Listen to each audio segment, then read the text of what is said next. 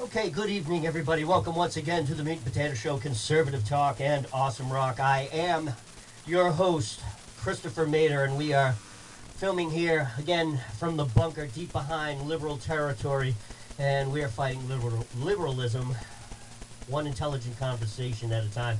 And my guest is running for state senate, and he'll be joining us in a few minutes. He's been on the show 3 times now. Once he called in once before. Second time he showed up for my August 30th symposium, and he calls in again, and we will be talking with Jacques Perrault in a couple of minutes. But as is the tradition now here on the Meat and Potato Show, brought back since we stopped broadcasting in 2012 WCW, it is time for the diatribe. And you can catch all of my diatribes on my blog, thelexingtongreen.blogspot.com, thelexingtongreen.blogspot.com. And yes, the opinions expressed in the diatribe are the opinions of the Meat and Potatoes 2012 Conservative Media Network, because we are a no apologies network.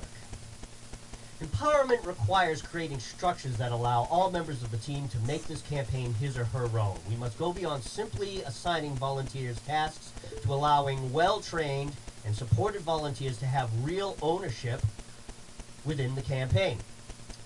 The Obama Campaign Manual, developed by Obama organizers Jeremy Berg, Buffy Wicks, and John Carson. They developed that in late 2007, just on the eve of the Obama campaign in 2008. And now Massachusetts is a breeding ground of liberal ideology, and considering this is the state where it all began, it is hard to believe that a little over 200 years has produced a totalitarian one-party state now. The efforts have been ongoing for some time, and of course most of my life, if not all of my life, and are now culminating in some of the current legislation that is worming its way under the Golden Dome, or what I call the all-seeing eye of Mortar, known as Beacon Hill. Massachusetts is going to join the list of states giving illegals driver's license. And as I mentioned in the first installment of the motor voter law, is sure to tag along with this effort, resulting in a surge of illegals voting in the polls. No one will check the driver's ID, and no one will check the voter's ID either. You'll just be able to go in, vote, do whatever you want. The potential for a one-party state for generations to come is just around the corner. It's pretty much practically here already. And as I mentioned also in one of my earlier installments on the blog, and I also produced on my YouTube channel, was one of the very first pieces of film I ever produced, the Affordable Care Act openly covers illegals. There's even a voter registration card inside the booklet. And it's written in multiple languages. And if you do not have to prove citizenship to get Obamacare, then how can we expect that someone's going to prove their citizenship when they show up and vote, or when they fill out these cards? It's even easier than you think, folks. During the 2008 presidential election, 34-year-old Daniel Ayala managed to sign up hundreds of thousands of immigrants to register to vote in Durham, North Carolina. There was no vetting process whatsoever. Former governor at the time, Jim Hunt, said, and I quote, "It was the best grassroots organization the state has ever seen." Just as the registration deadline approached, over 165,000 new Democrats, I'll say that again, new Democrats, 165,000, not voters, Republicans, Independents, Libertarians, Green Party people, even communists, they weren't on there, just Democrats. Obama ended up winning the state by over 230,000 votes.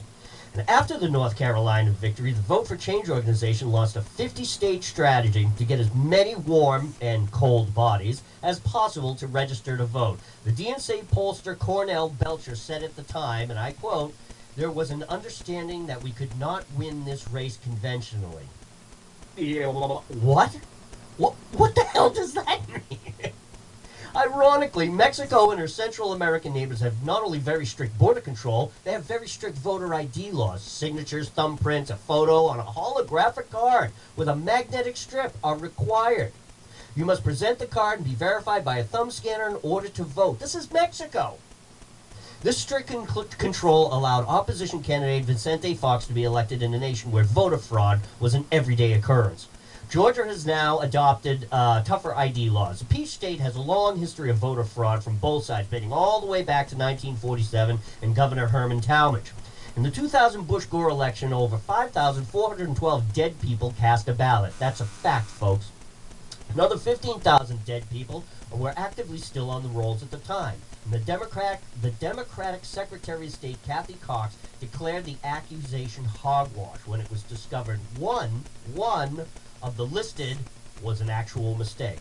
Well, that was enough for Kathy to just certify the election based on the other 5,411 other dead people.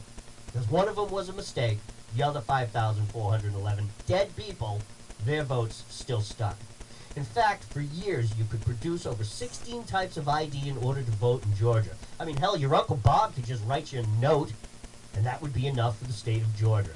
Well, that all changed in 2004 when Republicans finally won a majority since 1870 in the state legislature. They immediately trimmed down the list to 6 documents. They included actual IDs like a passport, a military ID, federal or state employer IDs, or a driver's license with proof of address. If you were indigent, poor, illiterate, the state would provide you with a voter ID for free. In fact, the states that have toughened up voter laws all provide an ID for free to those too poor to afford one. In one state, if you are homeless, all you're going to just do is I sleep under the I-45 bridge. That's good enough. They'll give you an ID to vote. Take your picture, and off you go. But this isn't enough for progressives. Accountability is not a watchword for them. Any attempts at getting a handle on large numbers of illegals, minorities, women, homeless, the dead who suddenly joined the voter list, that's all seen as racist and sexist and discriminating. Even in Georgia, where over 6.5 million people hold some form of ID, 4.5 million are registered, and 28% of them are black. Georgia is one of the few states required to pre-clear any change in the voting law under the 1965 Voting Rights Act. But the NAACP thinks that this does not go far enough and point to the low numbers as discriminatory. 28%? Really? They want 100% of black registration. Well, I'm sorry about that, NAACP. There's a reason why certain ethnic groups are called minorities. Because there aren't a whole heck of a lot of them. It's just simple physics. Got nothing to do with racism. It's just simple physics. The 28% black registered voters account for over 70% of the black residents in Georgia. In other words, the 28% that are on the registered voting polls in Georgia, that accounts for over 70% of the entire general black population of Georgia. How can liberal groups claim such disparity in the face of actual numbers and facts? This is a simple question. Well, that's a stupid question. They do it all the time. In John Fund's book, Stealing Elections, as litigation ensued across Georgia, it became clear that the Plaintiffs for Common Cause, League of Women Voters, and the NAACP could not find one person who was actually discriminated against by the new voter ID law. Plaintiffs had filed a lawsuit. Tens of thousands of people didn't have to voter ID, and they can't get one. It's going to hurt all these people. And the one individual, Clara Williams, the plaintiff's claim, was denied her civil rights, turned out to have a Georgia-issued mass transit ID, so she could ride the bus. And that's it. The case was over. As we enter the new election cycle, it bears noting that the left is primed, funded, and organized to defeat any potential Republican challenger. They will not do it on the message because they don't have a message. And they don't have to. They can simply rely on the activists they have recruited to tilt the message their way, rig the polling stations, and win at the ballot box. They're also ready to legally challenge pending legislation to overhaul any voting ID in the 19 states currently considering it. This could tie up the law well past Tuesday in November, folks. Well past. It also bears noting that if the liberal message is so good, if it truly is the panacea to all our problems, then why are they so hell-bent to inject fraud into the electoral process? And that is the diatribe. Ladies and gentlemen, running himself, State Senate here in Massachusetts out of the Leominster area. Yeah, again, as I've said, he's been here on the show. This is his third time calling in. He attended my candidate symposium on August 30th. I am glad and honored. Welcome back again, Jacques Perrault. Welcome to the show again, sir. Thank you very much. Just one M&P2012 correction. Oh, I'm sorry. Go ahead. For representative. Yeah, it says, you know, I was listening to the guy on On the, I told you I saw the LRCC video just a little while ago, and I said state senate, and he was like, really? And I wanted to go back through my notes. I didn't. I ended up getting involved in something else, so I apologize for that. No, it's his first time, I think, on camera, and he got a little flustered. So you'll have to wait at least a couple years before I consider a Senate bid. But this time around, it's representative for 4th Worcester. So, anyway, they're thinking of giving illegals driver's licenses. We've got the gasoline tax that's coming up on the Tuesday, and I mean the legislation. I mean these guys, they really don't care, and I'm wondering if, you know, I said at the end of the diatribe here. I mean these guys are hell bent on pushing as much of this legislation through, and it's only geared to benefit the Democrats. So I want you to comment on my diatribe, and yeah, what do you think of all of that? So, with the general election just 7 days away, anything that could mess with the polls or tamper with the polls, obviously, is potentially an area for concern. I heard a story today, in fact, from a lady whose door I knocked on, and she was a poll monitor for one of the local precincts. And she went on for a while about how she was frustrated that oftentimes they're so excited to see people actually come and vote that you can essentially, you know, you walk in and they say where you live and you're supposed to give them an ID, but, and I've witnessed this, they don't ask for my ID, and sometimes they have a hard time finding the line item where my house is at, so I'll point at my line item. And they'll just cross it off without any validation. So certainly there's nothing preventing that from being abused potentially. I've heard, and that's my own personal experience of through this woman who was speaking with me has seen the same thing, people not presenting ID and others in line waiting to vote, insisting that she not be able to vote until she presents an ID. And unfortunately, and again, this is a story I heard, I didn't witness it, but said the officers there sided with the person who didn't have the ID and said, you know, just let her vote. So, with respect to giving a whole new class of people, in this case, illegal immigrants, licenses, I am against that 100%. And voting is just the tip of the iceberg. Where I stand, I try to make it very simple. If you don't have some form of visa, you shouldn't receive or qualify for any benefits that are funded with state tax dollars. Sure. And, you know, that's all handled at the federal level. I'd say they really shouldn't qualify for any. But, you know, the Supreme Court decided with the feds that they have the power constitutionally to regulate that, and they don't want to hand that over to the states. So until such time as they do, we shouldn't be the recipients of their problems. Exactly. It's still our tax dollars, of course, and I would like to help contribute to solve that problem. But we're not being allowed to do that. So until we are, my stand, like I said, is quite simple.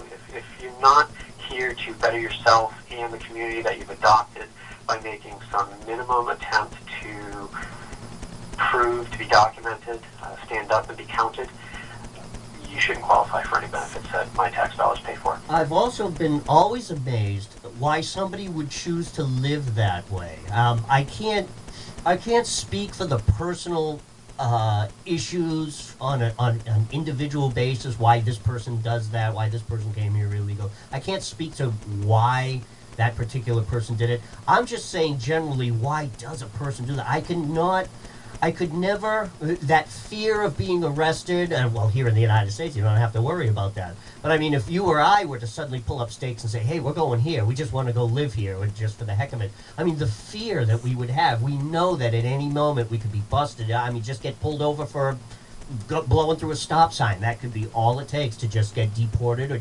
jailed first, and then eventually deported out of the country with just a shirt on your back. It's very, very, very odd, and it's very odd. Now, are your parents were immigrants also? Your last name is it's a French name, isn't it? Perrault, yes. Yes, exactly. Yeah, we came over through Ireland, down through Canada, and then also across from Germany. Exactly. So, I mean, there's a huge story behind your family. My family's the same way. Practically everybody here in the United States is first, second, or third generation immigrant. there wasn't that fear. There was the fear of, maybe not making it in America and maybe not having a good job or anything like that. But, there wasn't that fear of deportation, worrying about being deported. And I really don't want to get on the illegal conversation. I want to talk about you and your campaign, but thank you for lending your insight onto that. Sure. And, like you said, it's I don't know what, a 45-hour long show, which to do even make a small dent in it isn't sufficient. Exactly. We talk about that one topic for a very long time. Sure. I know everybody's talking about it and nothing's being done about it. So let's move on. So yeah, how is the campaign? How are things going? I know you and Rosa are trying to debate. He hasn't. He's refused on some of the debate. I saw the thing with Bastian that you put out. That was really, really well done. So tell us how the campaign's going. I have to say, it has been a tremendous experience. It's probably bar none has been the door knocking. It's just very exhilarating to hear people's thoughts, and sort of I project my energy to them, and they sort of come alive. And the message that I've been bringing to them on what I want to do in terms of economic development and welfare reform and local aid is resonating with them. I've talked obviously to a lot of veterans, and I've learned a lot about what is really paying them. And it's just been very, very energizing to see the other side of the coin. Because as a voter, you just see everything that's wrong, and you see the mudslinging, and it doesn't seem anything's going to change. When you're on this side of it, and being surrounded by the other candidates that I am, like Rich and Stephanie, and then the others all the way up the ticket. I've met all Charlie Baker and Karen, and we all have the same message. We all have the same energy. We're all supporting one another. So it's great to just have that kind of experience and see that it doesn't have to be, a politician doesn't have to be a bad word. And that's really, what I've been trying to bring to this. I want to be the candidate that I've always wanted to have the opportunity to vote for. And it's going very well. I'm very optimistic that it will turn out in my favor. We won't know until the voters have had their say and the polls are closed at 8 o'clock. So I've said all along, when I win, of course it might not turn out that way, and I will absolutely be running again if it doesn't turn out in my favor. And I've done many things right. I've done a few things that could be done better, and I'll be carrying all of that with me. Excellent. Now you're getting a lot of support from the people. I can tell. I remember the first time we spoke. You kept saying that it's amazing the energy you're seeing out there. You just said it again. The energy that you're seeing out there. The way the people are aware of what's going on. What about party? How are things going for you as far as the party is concerned? So it is a question I usually get right off the bat. So much so that I usually started identifying myself as saying I'm running on the Republican ticket. When I started back in May, they sort of said, ooh, well, you seem like a nice kid, but you live in Massachusetts, right? Good luck. And that was that. Now, over the months, there was one pivotal moment or weekend where I was door knocking probably a month and a half or so ago, where it just went from that sort of message to all of a sudden all of my positivity and me saying when I win, and it finally broke through the collective conscience that people started believing that it could really happen. And I didn't get so many of the good lucks. I got the I'm going to vote for you, or I'm so glad I have a choice, and that kind of a message. So there's been a transformation, something I really wanted to, I don't know how much I can take credit for it, but one thing I really wanted to do, win or lose, was sort of dispel some of the apathy. We talked about that last time. Sure. I was on your show. And I think I've seen some of it. It's how much of a percentage, who knows, but it's definitely been an improvement in people's attitudes and in how they look at me from being a relative no-name Republican in a very democratic state to, hey, we're talking about you, we heard your name, being talked about at the bar, we picked up, and so there's an organic growth of, my name going out there. So it's very exciting to see. And from that perspective, it's even better than I had even hoped. Good. And it's just been there has been, I would say, a tremendous amount of work that goes into it. I knew it would be a lot of work, but I had no idea how much. And I can see it does take a certain amount of constitution, I think, and energy to really run a successful campaign. Do you think this is one of the reasons why maybe Rosa is avoiding you in debates? Is maybe his team is seeing that energy? So this is just my observation. Yeah, talk about why you think so. He's taken the old political path of mudslinging, and I think he's a little frustrated because I am new to the scene, and I've had my own business, and I've been working for a large business for 17 years. You have to have a squeaky clean image. I mean, you just do the right thing, and I think he has a problem trying to dig up anything. So when he finds anything, that's when he jumps on. And I'm sure you've seen my responses to him.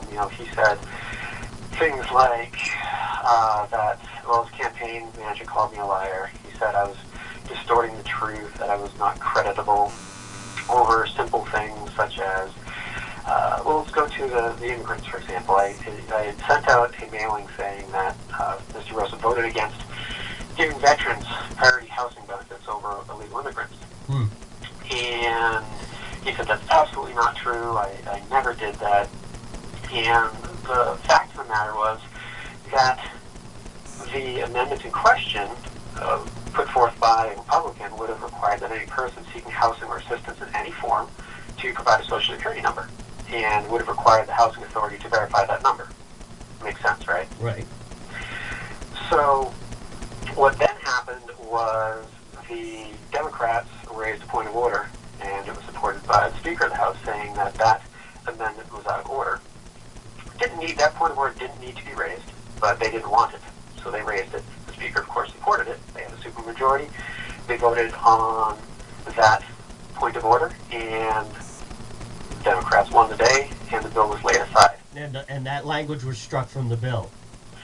The amendment was just laid aside. It never actually made it into the bill. Wow. So effectively, my argument is he's playing shell games. He's saying he never voted down that amendment, which he didn't. The amendment was never voted on. Right. My point is, I don't care if you're talking about a straight up and down vote on the amendment itself or a vote on the procedural I see what you're saying. Yeah. It still killed the bill. Yeah, exactly. And furthermore, as a result of that amendment not happening, so then another supporting point that he said was veterans always go to the top of the list. So federal, illegal immigrants can't qualify for federally subsidized housing, but they can qualify for state subsidized housing here in Massachusetts. So Mr. Rosa's point was that veterans, once their application is approved, go straight to the top of the list. So I said, Mr. Rosa, my point is this. If this amendment had passed, maybe some of those veterans would be in a house instead of at the top of the list. That's right. Exactly. Here's another... all right, go ahead. No, go ahead. Finish what you were saying.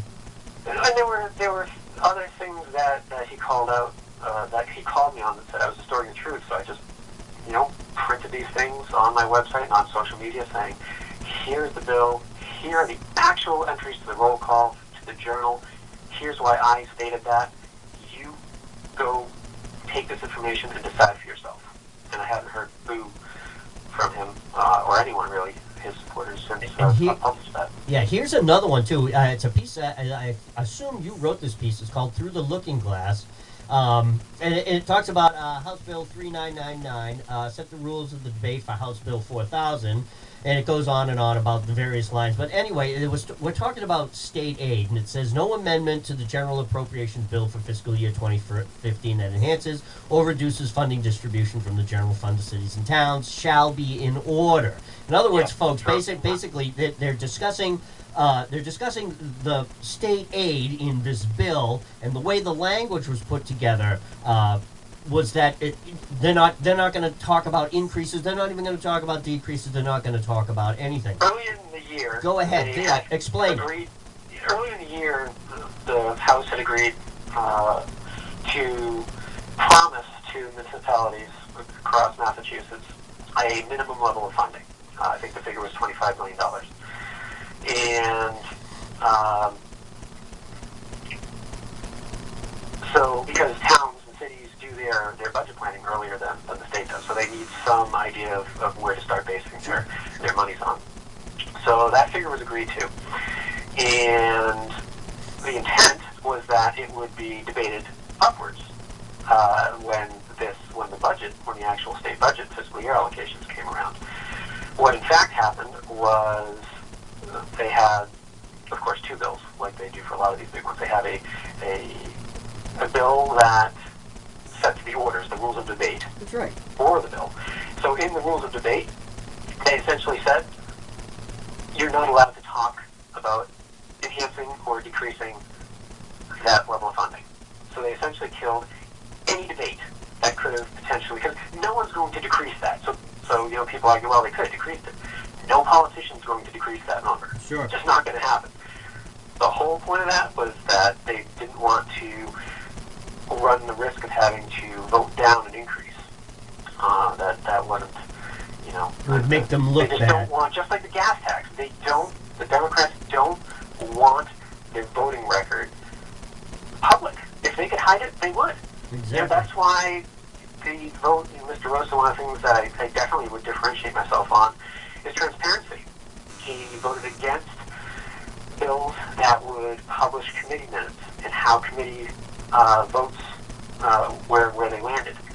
And so you don't know. They all the real happenings usually happen in those committee meetings. And they come out and your rep sort of throws his hands in the air saying, sorry, I fought a good fight, but it didn't happen.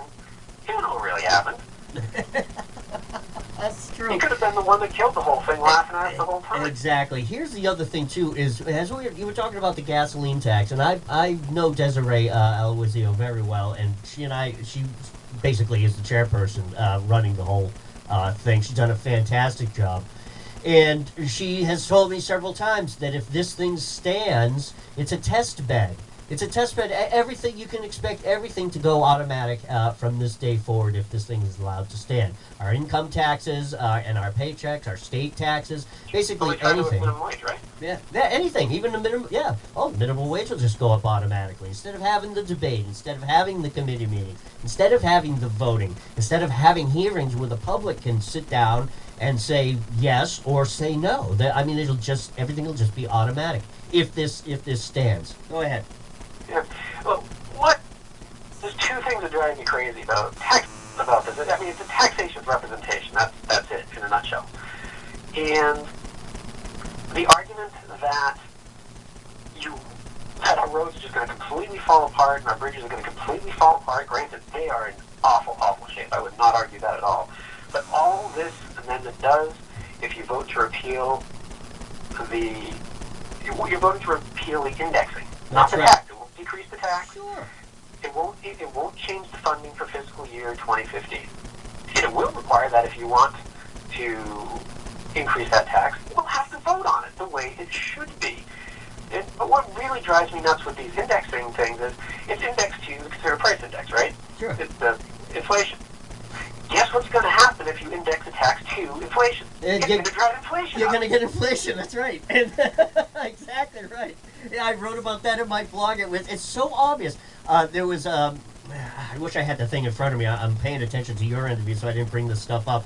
There was. We hear this argument all the time. We hear the fear-mongering about it, that the roads and bridges are going to fall apart. Yet we all... And this brings me back to what you said about how you see in the energy. There's a lot of people out there, they're finally waking up. They're finally seeing that this is nothing but a bunch of hogwash. And speaking about hogwash, Hillary Clinton was in town the other day. Businesses and corporate... My daughter came out of the bathroom. She's like, "What is this Hillary Clinton stumps for Dems in NE?" I was like, "Yeah, if I were a Dem, I don't know if that's what I want stumping for me." But apparently, Martha Coakley. I explained it to her. But and here's the thing too. You're always going to have that core constituency with them. That's something that'll never ever ever go away. You have your true hardcore leftist progressives. And one of the things that I noticed on the LRCC show that you were on, I think it was Bastian who said this, that when people talk about jobs in Massachusetts, they talk about, well, Cambridge and Brookline is doing good, and this new thing came up in Wayland and Weston and all these metro. It's like, yeah, the Metro West towns. I mean, let's go out to your area out there by Leominster. Let's go out to the Gardner area. Let's go out to Winchendon, Mass, or North Adams, Mass. You don't see those places being burgeoning hubs of corporatism that is happening in Cambridge. And again, this mentality that these core liberal people have, I mean, they actually would believe that. Oh, don't believe that it's corporations and businesses that start jobs, and these people nod their heads. And so when you talk about jobs coming to Massachusetts, well, yeah, Cambridge is doing great. Yeah, well, what about Winchendon? What about Pittsfield? Go ahead, take it from there. There's no question Beacon Hill is very myopic. There's almost like an iron curtain at I-495, maybe Devon's. You come out to Leominster, and sure, you see in the paper, it's whatever, 5.25%, 5%. It's going down. It's the best it's been in a while. Come out here to Leominster, where it's 7.3%. Go further out to Gardner, further out Western Mass, where it's 10%. Sure. And it's very difficult. Well, we need to drive. They always talk about jobs. Jobs.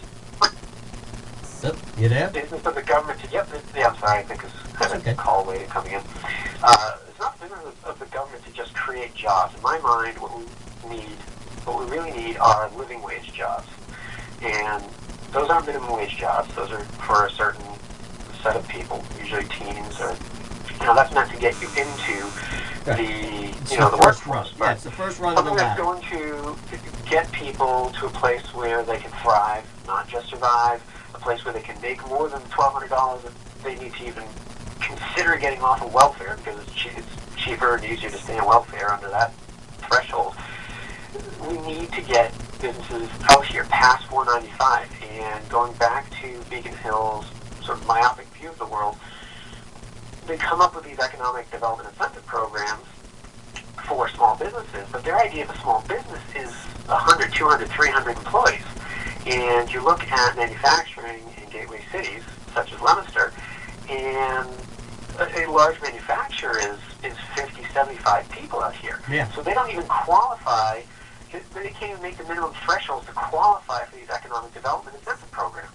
And the vast majority of the 26 gateway cities in Massachusetts, that they say are so key to bootstrapping the economy, and absolutely are, can't qualify for any of these programs. There are programs that can qualify for it, of course, but that's one thing that we were talking about during that segment, is we need to establish some equilibrium in these incentive programs. Why we need to find out why companies aren't looking past 495. Why is that?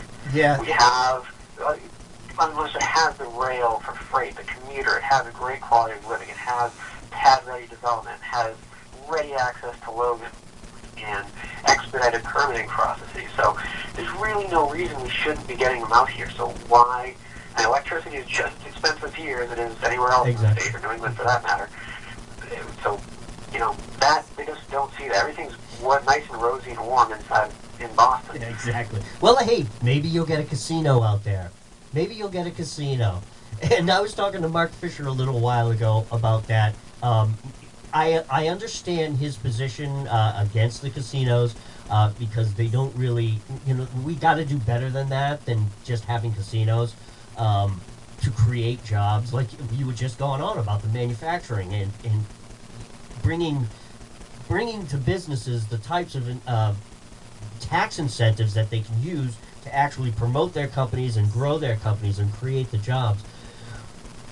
But we're going to be, already, I think there's one in Springfield that's already been started, and down in the Plainfield, Raynham, Taunton area, they've already actually broken ground. Construction is underway. I find it very odd that all of this is going on, while at the same time we have the potential for voting to stop casinos here in Massachusetts.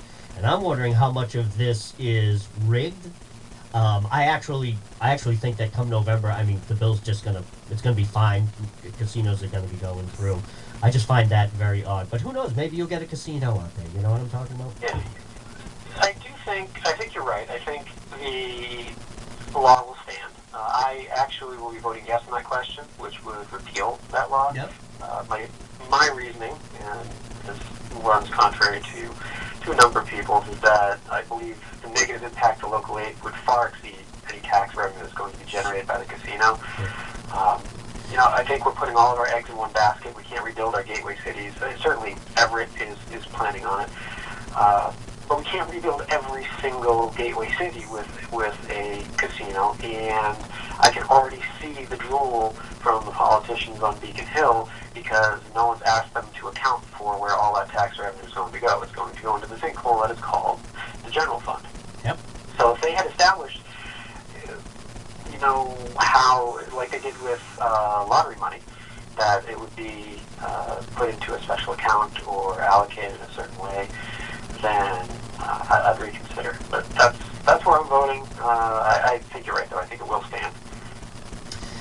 And moving on through the looking glass, Obamacare reimbursement rates are lower than the Medicare reimbursement rates. And as reimbursements shrink, more primary care doctors are likely to go off of private insurance networks, as well as Obamacare, Medicare, and Medicaid, transitioning to concierge arrangements, dramatically reducing the number of patients served. Now, in Massachusetts alone, I was unemployed last year, and so I went on Mass Health for a little while. And I instantaneously, and I knew this was going to happen anyway, you go to make an appointment, and first of all, you can't make an appointment. You have to basically be put on a waiting list, and then when you finally do get that call back from, the area that you're going to, whatever the hospital or the medical center is, they can't see you for a couple of months. And now that I'm working again and my insurance, I'll be in one of those, what they call the open enrollment that's coming up soon. So I'm letting my Mass Health, go by the wayside. However, I did say, you know what? Before I go into the new enrollment, I'm going to book one more appointment, one more follow-up. I can't do anything until December. It's unbelievable. So why don't you talk about some of your positions on the Obamacare thing, how it's affecting our situation going on here in Massachusetts. Oh, and by the way, Jacques, did you travel to any foreign countries within the last 30 days? That's what they asked me. That's what they asked me when I called them up, and I was like, yes, I just got back from Liberia. I was shooting up intravenous drugs and having unprotected sex with monkeys, and the woman just burst out laughing on the other side. Go ahead, Jacques. Take it over. Yeah, that's one thing that I do regret. Probably the only thing I regret about my campaign is the ability for me to truly express my wonderful sense of humor, because it would probably ruin my chances as a candidate. But absolutely. So the ACA was a terrible, terrible idea. There was, at any level, but especially for Massachusetts. We had Romney Care. It was working. It was working a hell of a lot better than the ACA is here. Yeah. And providers are dropping doctors. Doctors are dropping plans. Employers are dropping benefits. And there's people I follow that saw this coming. It was no mystery. You could read through paperwork, a whole lot of paperwork, but you could see it coming. You can see exactly what the Walmarts and all those businesses were going to do. It's just good business. It's not, financially speaking, if you're beholden to a shareholder. And employers are going to, suffer for that. It's just, we go and hire the same company, CGI, that has already messed up the federal system. Yes. So they get fired from the feds, and they land here in Massachusetts because that's where, failed companies go to get reborn, I guess. And that's true. That's so true. And we give them, I think it was about $89 million of $170 some odd million bill for updating our website, and they miserably fail, and we end up having to pay them like another $30 million just to get out of the contract. I'm sure Coakley's going to go after that because she's so good at going after big business while she's focusing on the little people. Yes. And so now we're out $52 million for that, and we have to allocate another, $80 million or so to write it with the new company that we've hired, which I think will do a fine job. And so now we're $250,000 out of pocket, which Deacon doesn't think it's a big deal because that will be reimbursed by the federal government. There's another $250 million that were out of pocket because of all the people who couldn't register for the website, so they have to get covered now. And again, Beacon Hill's are worried because they're sure the federal government will come to the rescue there. It always mystifies me because there's two sets of groups that take my taxes here. One's the state. I'm pretty sure the other's the federal government. Yes. So I'm pretty sure it's still me that's paying for this here. And why it doesn't matter to Beacon Hill that his tax dollars are being spent, that also kind of makes me angry. So, what can we do to change? I think I don't know if we're too far down the road to reverse it. I think that would do more harm than good, unfortunately. I think it's a very rules-driven system, and I think that works very well for the young and the healthy, which are, unfortunately, the class that's avoiding this like the plague, because they know a bad deal when they see it. But the people who won't be well served by that, the people with behavioral issues, mental issues, chronic illnesses, I think those would be very well served by some sort of pioneering approaches to healthcare, where that some of these providers are experimenting with. I think if we give them more flexibility to try those kinds of programs out and merge it into the current program, I think we can stem the bleeding. Is this part of what? Is this part of what you were talking about earlier? I remember our first conversation about the revising the independent contractor laws. Like, if we free some of those regulations up a little bit, that we could draw in better contractors, draw in better businesses who could do a better job running this? I don't think it's tied to the MICL, but the spirit is there in that it was an ill-considered law that they sort of rushed through because they saw the promise of 90 cents on the dollar, and the reality is that might very well be unconstitutional if it weren't for how Obama had stacked the Supreme Court. Right.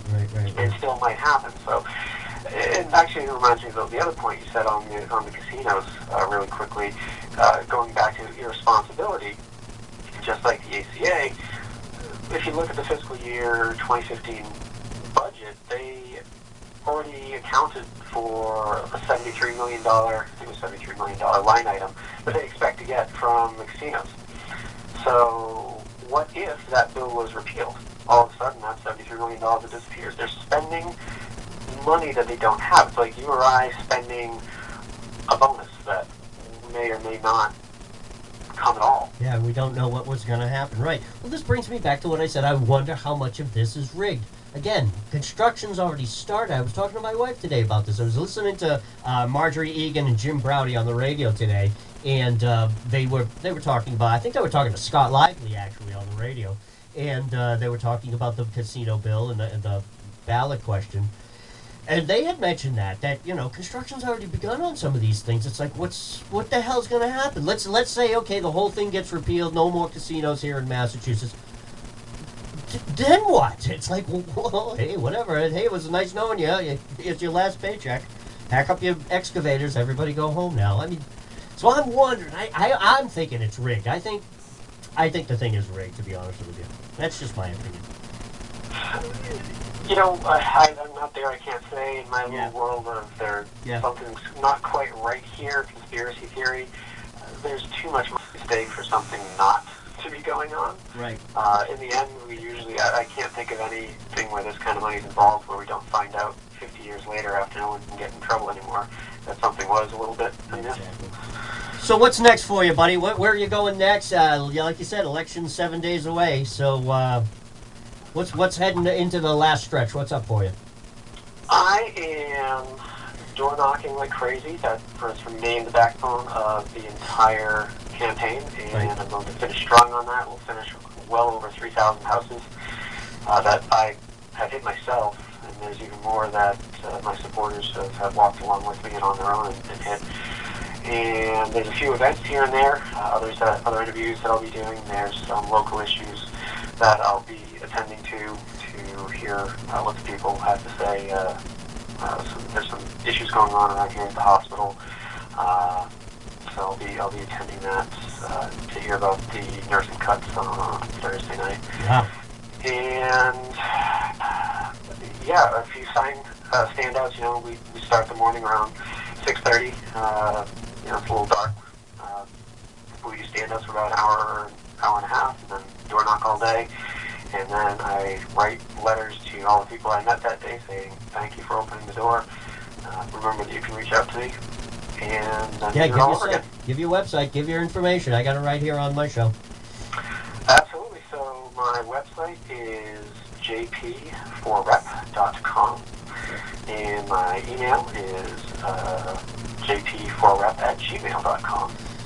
And if you do go to either of those places, contact me through email or go to the website, you'll be able to get any possible contact point you want from me or learn anything you don't learn from the website. Again, contact me directly, and you can learn directly from me. Well, when you get elected, it'll be nice to know that I'll have somebody to contact up at the State House to get the skinny on bills and stuff that's coming down.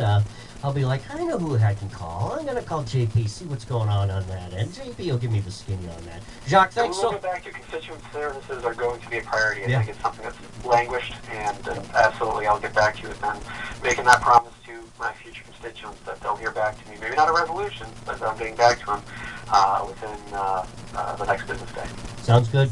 Jacques Perrault, running for state rep. Jacques, thank you so much for coming onto the show once again. We'll be talking to you after the election, regardless of what ends up happening. Thanks for coming on, man. Thank you so much. It's good talking to you again. Have a good night, buddy. Bye. Excellent. Jacques Perrault.